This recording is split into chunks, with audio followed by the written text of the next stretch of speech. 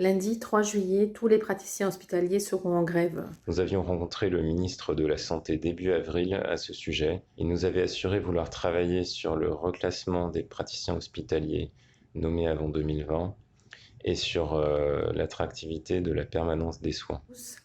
Lundi 3 juillet, tous les praticiens hospitaliers seront en grève. Pourquoi? Pour obtenir le déblocage du financement qui était escompté par le ministère pour la revalorisation de la permanence des soins et les 4 ans d'ancienneté. Quant à la permanence des soins, elle n'a quasiment jamais été revalorisée depuis plus de 20 ans, à l'exception des mesures qui datent de l'été dernier et qui se termineront le 31 août. La majoration exceptionnelle des indemnités de garde est appelée à l'heure actuelle à s'éteindre le 31 août si rien n'est fait. Tout le monde s'accorde à dire que la permanence des soins est très mal payée. Elle est de plus en plus lourde, elle nous épuise.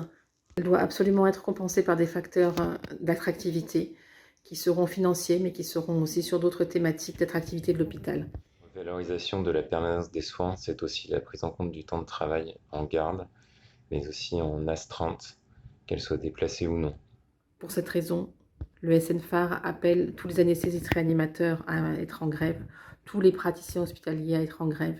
On fera des blocs morts, des services morts, plutôt une heure, une demi-journée, une journée, plutôt qu'un hôpital définitivement mort. Le lundi 3 juillet, tous les médecins hospitaliers seront en grève pour la reprise des négociations sur l'attractivité de l'hôpital public. Nous comptons sur vous. Le lundi 3 juillet 2023, je compte sur vous toutes et sur vous tous pour vous joindre à Action Praticien Hôpital et faire de ce mouvement le levier qui nous permettra de relancer les négociations et, nous l'espérons, enfin d'aboutir pour faire valoir vos droits.